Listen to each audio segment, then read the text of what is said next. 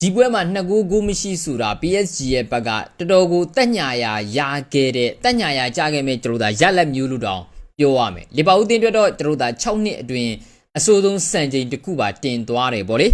အားလုံးမင်္ဂလာပါ Football Match ကနေကြိုဆိုပါတယ်ဆိုတော့ PSG နဲ့လီဗာပူးတင်းတို့ရှိမှန်ကစားတဲ့ Champions League Quarter Final ပထမအကျော်မှာ 2-0 ဆိုတဲ့ရလဒ်နဲ့ PSG ကအနိုင်ရတယ်ဒီပွဲ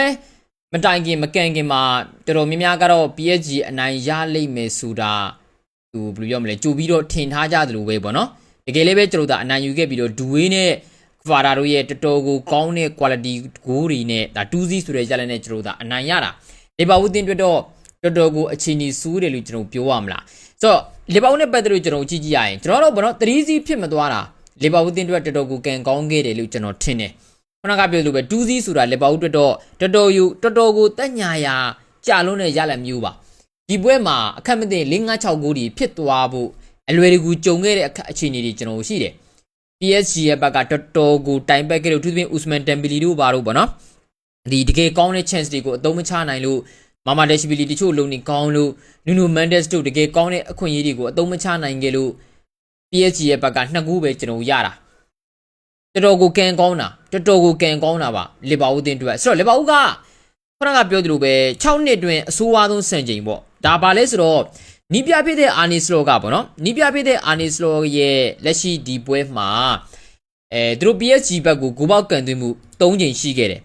တပွဲလုံးမှာနော်တပွဲလုံး3ချိန်ရှိခဲ့တယ်ဂိုးပေါက်တဲ့တာတစ်လုံးမှမရှိဘူးဂိုးပေါက်တဲ့တာတကူမှမရှိဘူးလီဗာပူးတင်းကဒီပွဲမှာလီဗာပူးတင်းဘာမှမလုပ်နိုင်ခဲ့တဲ့ပွဲမျိုးဗျာသိလားဘလို့အစင်တန်းချင်းကဘာမှကိုမဆိုင်တာဒီပထမကြောက်ကဒုတိယကြောသူတို့ unfree ကြရင်တော့ဘလို့ဒီလာအောင်မလဲတော့မသိဘူးပေါ့နော်တေးကြတာတခုကဒီပွဲမှာလီဗာပူးနဲ့ PSG ကတကယ်လီဗာပူးနဲ့ PSG ကစားနေတယ်လို့ကျွန်တော်မထင်ခဲ့ရဘူး PSG နဲ့ဟိုးအောက်ကတန်းလေးဟိုးအောက်တန်းကအတင်းကစားနေခဲ့တယ်လို့ပဲလီဗာပူးတင်းဘာမှကိုမလုပ်နိုင်တာဂိုးပေါက်တဲ့တာတလုံးမှမရှိဘူးဂိုးပေါက်ကန်သွင်းမှုတော့မှတပွဲလုံးမှာ3 လုံးပဲရှိရဗျာစဉ်းစားကြည့် PSG ရဲ့အစွန်းဖျားကိုကျွန်တော်မှတ်မိတာနော်ဆိုတော့အစွန်းပြားကိုကျွန်တော်မမိတာဆိုတော့အဲ့ဒီဂိုးပေါက်တဲ့တာတလုံးမှမရှိခဲ့တာကဒါဟာဟိုဘယ်လိုရမလဲချန်ပီယံလိပွဲစဉ်တော်တွင်းမှာဗောနော်ဂိုးပေါက်တဲ့တာတစ်ကြိမ်မှမရှိတာ6နှစ်တွင်ပထမ3ကြိမ်ဖြစ်ခဲ့တယ်ဆိုတော့အာနီစလောရဲ့အသင်းကဘယ်လောက်ထိတိုင်ပက်ခဲ့တယ်လေကျွန်တော်ကောင်းကောင်းမြင်နိုင်တယ်ဒီပွဲမှာဆိုရင်လီဗာပူးတင်းကဘောလုံးပိုင်ဆိုင်မှုတောင်မှ30%မပြည့်ဘူး30%မပြည့်ဘူးဆိုတော့တော်တော်ကိုဆူဆူပါဒီပွဲမှာဆိုရင်မာဒက်ရှ်ဗီလီကိုရိုင်ကဗောနော်ပြောကန်ဆူခံရတဲ့ဂိုးသမားတယောက်ဖြစ်ပြီမဲ့လို့ဒီပွဲမှာ तू save ခဲ့လို့တော်တော်ကိုတက်တာရခဲ့တဲ့အလုံးတွေမနှဲခဲ့ဘူးပေါ့ပွင့်လည်မှာဆိုလို့ရှိရင်လည်းအလစ္စတာတို့ Ryan Gravenberch တို့ဆိုတာမျိုးကတာမန်ရီချင်းထက်တာမန်ခြေသွမ်းထက်ပူတဲ့စွမ်းဆောင်ရည်တွေဘာမှမမြင်ခဲ့ရဘူးဆိုတော့တစ်ချိန်လုံးကဘောတော့သူတို့အနေနဲ့ဘောလုံးမရှိဘဲနဲ့အချိန်ကုန်နေရတယ်ခံစစ်မှာပဲအလုတ်ရှုပ်နေရတယ်ဗျာနော်ခံစစ်မှာပဲအလုတ်ရှုပ်နေရတယ်တောင်ပန်မှာပွဲထုတ်လာတဲ့ frame ပေါင်တို့ဆိုရင်ပထမပိုင်းကန်ချက်တစ်ခုကလွဲရင်တပွဲလုံးဘာမှကိုမလုပ်နိုင်ခဲ့တဲ့ကစားမားတွေဆိုတော့လီဗာပူးတင်းကတယောက်ချင်းဒီပွဲမှာထောက်ပြဖို့ကဟိုအချိန်ကုန်သွားလိမ့်မယ်တသိန်းလုံးကညံ့လို့ပဲဒီပွဲမှာဆိုရင်တိုက်စစ်မှာဟိုဘောလုံးမှာတိုက်စစ်ကိုအများကြီးမရောက်ပါဘူးဆိုမှရောက်လာတဲ့ဘောလုံးတိုင်းကို Ekitike လူကစားမမျိုးကမြထိုင်းဖြုံးနေတယ်ရသည်များအလုံးတိုင်းသူ့စီကြအကုန်ပြတ်တာဒီပွဲမှာဘလို့မှန်ကိုအဆင်မပြေဘူးနော် Florian Wirtz ကတော့ကျွန်တော်ကတော့ဟိုအဆင်ပြေတယ်လို့ထင်တယ်ပေါ့နော်ကောင်းတဲ့ဆိုတဲ့အဆင့်တန်းမှာတော့မရှိပါဘူးဒါပေမဲ့အဆင်ပြေတယ်လို့ထင်တယ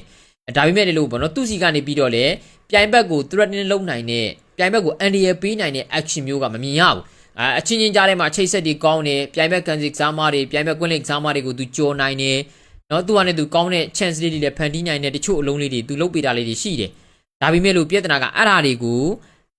ပြိုင်ဘက်တွေကသူ့ရဲ့အသင်းပေါ်တွေကအသုံးမချနိုင်တယ်လို့သူကိုယ်တိုင်ရဲ့ဘက်ကကိုတိုင်ကိုကြဂိုးသမားကိုချင်းချောင်းနိုင်တာမျိုးဘာမှမရှိခဲ့ဘူးနော်ဒိုမနီဆိုဘိုဒလိုင်းကျွန်တော်ကတော့လူစားလေးခံလေးရတာတော်တော်မှန်တယ်လို့ထင်တယ်ဘာရည်ရွယ်ချက်နဲ့ပဲဖြစ်လူစားလေးလဲပေါ့နော်ဒီကြတာတကူကဆိုဘိုဒလိုင်းစီကနေပြီးတော့တော်တော်ကိုတိုင်ပတ်တဲ့ performance ပါဆိုဘိုဒလိုင်းဟာတရားစီလုံးအနေထားနဲ့ဆိုလို့ချင်းလီဗာပူးတင်းရဲ့အကောင်းဆုံးကစားမားပါတက်နစ်ကစားမားတွေတဲ့အများကြီးပိုကောင်းလုပ်ပြနေတဲ့သူပါဒါညင်းစရာမရှိဘူးအဲ့လိုကစားသမားတော်မှာဒီပွဲမှာသူတို့ဘာမှမေရပွဲတော်တွေမှာဆူဘိုလိုင်းကတော့ဘယ်လိုလေးလုပ်ပြခဲ့တာဟိဆိုတဲ့အခြေအနေမျိုးမှတ်မိခဲ့တာဘာမှမရှိဘူးဆိုတော့နောက်တန်းလည်းပဲဒီတိုင်းပဲဂျိုဂိုမက်စ်ကတော့သူ့ဟာနဲ့သူကောင်းတယ်မဆိုးဂျိုဂိုမက်စ်ကိုကျွန်တော်ဒီနေ့တို့သဘောကျတယ်ဆိုတာ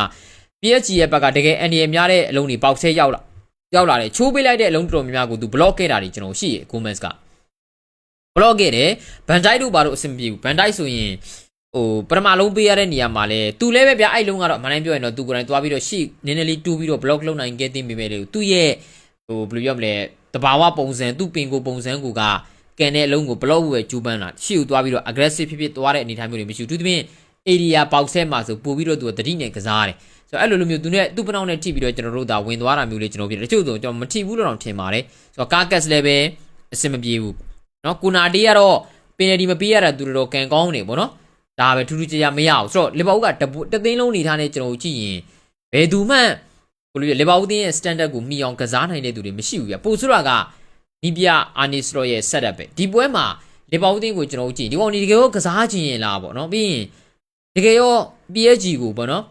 Okay PSG ရဲ့ဘက်ကငါတို့ထက်ပူကောင်းတယ်ဒီကောင်တွေငါတို့ကိုတိုက်စစ်တွေဆင်နေတယ် Okay ဟုတ်ပြီငါတို့ခြေထဲမှာဘောလုံးရရင်ဘာလုပ်မလဲဆိုတဲ့ plan လီဗာပူးမှာရှိတယ်လို့ကျွန်တော်ထင်ကုန်မနေဘူးလီဗာပူးတင်းရဲ့ဘက်ကဘောလုံးရရင်ချကွာမေကန်ထုတ်ပလိုက်ကန်ကောင်းငါတို့လူတွေစီရောက်မှာပဲဆိုတဲ့ပုံစံမျိုးကောင်နာအထက်လည်းထိအောင်မကစားနိုင်ဘူး position လည်းမကစားနိုင်ဘူးသိလားဆိုတော့လီဗာပူးတင်းရဲ့ဘက်က pressing မှာလည်း PSG ကိုဘလို့မှမဖြစ်နိုင်ဘူးဗျာသိလား PSG ဘက်ကမင်းဟိုကွင်းလယ်မှာဆိုလို့ရှိရင်နေရာလွတ်တွေအများကြီးပဲဘောလုံးပေးဖို့အတွက်နေရာလွတ်တွေလီဗာပူးတင်းကကစားမတွေကခန်းစစ်မှာပြုံနေလိုက်မယ်เนาะပြီးရင်ကျွန်တော်တို့အနေနဲ့ over touch line တွေမှာ200 300ရှိနေမယ် central zone တွေမှာဘယ်လို့မှလူရှိမနေဘူး PSG ဘက်ကဘောလုံးတွေ central zone ထဲကိုဝင်လာတဲ့မဲ့အလုံးတွေတားဖို့အတွက်ဘာမှရှိမနေဘူးတော်တော်ကိုစိုးဝါးခဲ့တယ်လို့ကျွန်တော်ထင်တယ်လီဗာပူးအနေနဲ့ဒီလောက်ထိတိုင်ပက်တာမျိုးလီဗာပူးတင်းမှာမနိုင်ပြောရင်ပြမတွေ့ရဘူးဒါနီးပြတယောက်ထဲနေတော့မဆိုင်ဘူးပေါ့နော်မဆိုင်ဘူးပြီးခဲ့တဲ့ຢာကြီးကလည်းဒီနီးပြပဲလေဟုတ်တယ်မလားသူကလည်းသူအချိန်ချောင်းတွေလှုပ်ထားတာပဲဒီလောက်ထိစိုးဝါးတဲ့လီဗာပူးတင်းကိုကျွန်တော်မမြင်ဘူးပေါ့တကယ်ပြောတာဒီယာဒီမာတောင်မှဒီလောက်ဆိုးတဲ့ performance မရှိဘူးဒီပွဲမှာ PSG နဲ့ကစားတာကွာမင်းဘယ်လွယ်မှာလဲပေါ့မှန်ပါတယ် PSG လို့အသင်းမျိုးနဲ့ကစားတာမလွယ်ပါဘူးဒါပေမဲ့လို့ဒီလောက်ထိတော့မစိုးဝါးခဲ့သေးဘူးသူတို့ရဲ့ဒီပွဲကစားလာတဲ့ရည်ရွယ်ချက်ကူကငါတို့တွေသူတို့ကွင်းမှာဂုပြက်မရှုံရင်တော်ပြီဟေ့နော်ဟိုငါတို့မနိုင်ရင်နေပြီလေစီဟောရသည်မဘောလုံးရှင်းထုတ်ကွာငါတို့ဂိုးထဲမဝင်ပြီးတာပဲဆိုတဲ့ပုံစံမျိုးနဲ့ကိုသွားနေတာငါတို့တော့ PSG ကိုဘယ်လိုတုံးပြန်လိုက်မယ်ဘယ်လိုသွားလိုက်မယ်ဆိုတာမျိုးမရှိဘူးမင်းချစ်မှာ Chelsea တို့ဘာလို့ကစားသွားတယ် Chelsea ကတော့နှစ်ကြောင်ပေါင်းဂိုးပြက်တွေပါရှုံသွားတာပဲပြုတ်ကြကြံခဲ့ရတာပဲဒါပါပဲဒါပေမဲ့သူတို့က PSG ကိုကောင်းကောင်းလုပ်ပြနိုင်တယ်ဒုက္ခပေးနိုင်တယ်သိလားဆိုတော့ PSG ကိုဒုက္ခပေးနိုင်တဲ့ setup တွေသူတို့လုပ်တယ်ဒါပေမဲ့လီဗာပူးတင်းဘက်မှာကဘလို့မှအဲ့ဒါတွေမရှိခဲ့ဘူး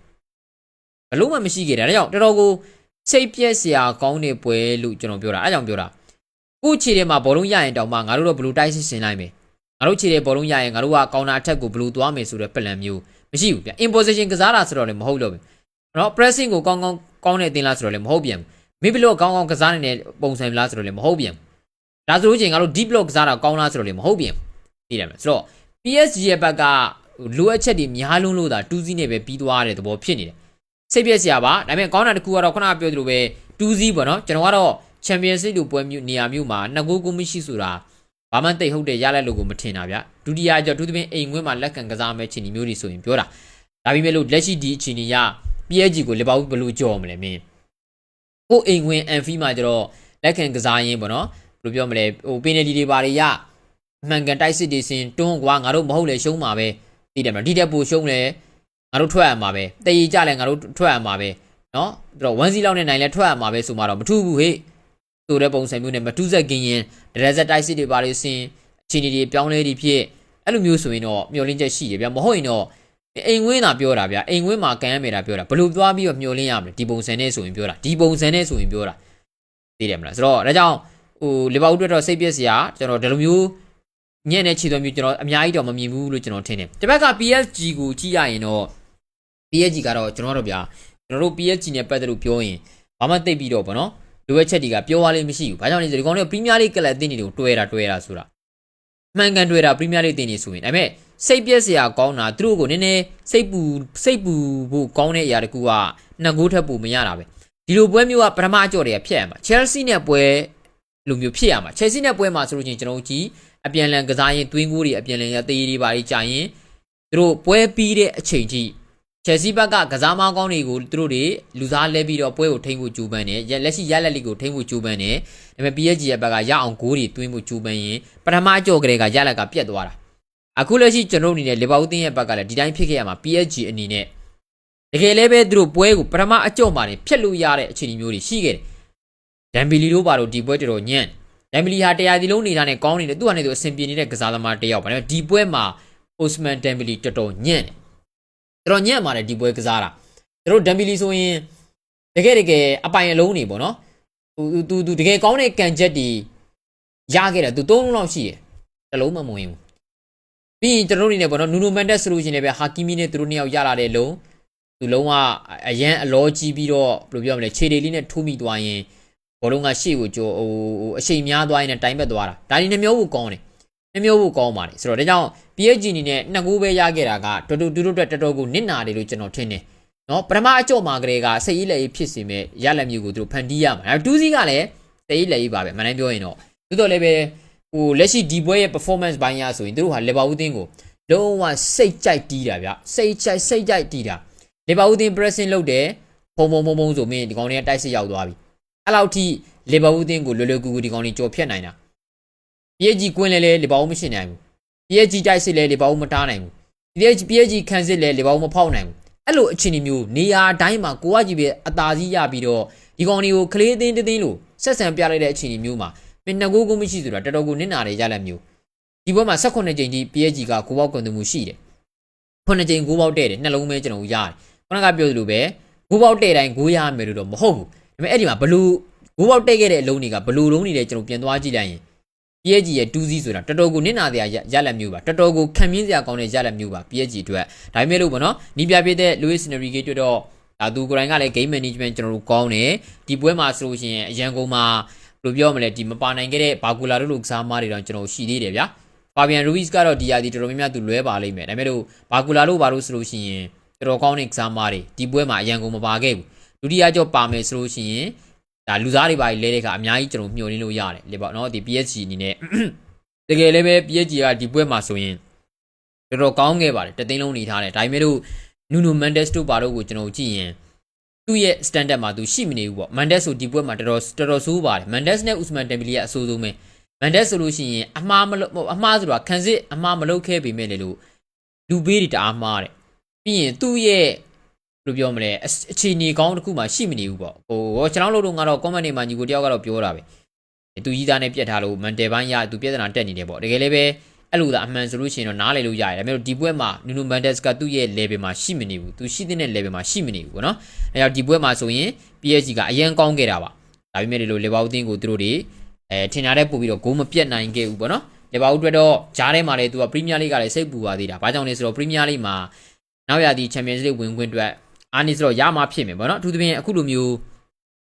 ဘယ်လိုပြောမလဲဒီ9သင်းလောက်ထိဝင်ခွင့်ရမယ့်ယာဒီမျိုးမှာဆိုရင်လီဗာပူးအတွက်ဒါအဲ့ဒီ9သင်းနဲ့ဝင်ခွင့်ရအောင်လုပ်ရမှာလီဗာပူးအနေနဲ့ရှေ့မှာမလွယ်တဲ့ပွဲစဉ်တွေသူတို့လာပါပြီသူတို့လောတဲ့အဆင့်9မှာလည်းရှိနေတဲ့အောက်က Chelsea တို့ဘာလို့အမှတ်ထပ်ပြီးတော့မှီအောင်မခံရဘူးလေသူတို့တွေပရီးမီးယားလိဂ်မှာလည်းသူတို့ကစားဖို့ရှိသေးတာဒီပွဲသူဆာလာတို့ဘာလို့ကိုလုံးဝကိုမသုံးခဲ့ဘူးပေါ့နော်မသုံးခဲ့ဘူးဆိုတော့ဒုတိယကြော့မှာပဲသူတို့အင်တိုက်အားတိုက်ကစားမဲ့ပုံစံမျိုးပါဆိုတော့ဂျားပွဲလေးလည်းကျွန်တော်ကစားဖို့ရှိတယ်ဆိုတော့တော်တော်လေးတိုင်ပတ်ပါတယ်ဒါလည်းဘာလို့တွေ့တော့ PSG တွေ့တော့ကျွန်တော်တို့2စီးဟာတကယ်ကို statement performance မျိုးပြပြီးတော့ယူနိုင်ခဲ့တာဖြစ်တော့မစိုးဘူးပေါ့နော်ဒါပေမဲ့ဒီတက်ပူပြီးတော့ကိုပြတ်ခဲ့တဲ့နေလို့ကျွန်တော်တင်တယ်လီဗာပူးတင်းတွေ့2စီးဆိုတာတော်တော်ကိုတက်ညာရရောက်ခဲ့တဲ့ကြလက်မျိုးပါဒီကတော့ဒီပွဲနဲ့ပတ်သက်လို့ဘယ်လိုမြင်ကြလဲသူတို့ကြပါဦးကြည့်ရှုပါပြန်ဒီကိုများလုံးကိုကျေးဇူးများကြီးတင်ပါတယ်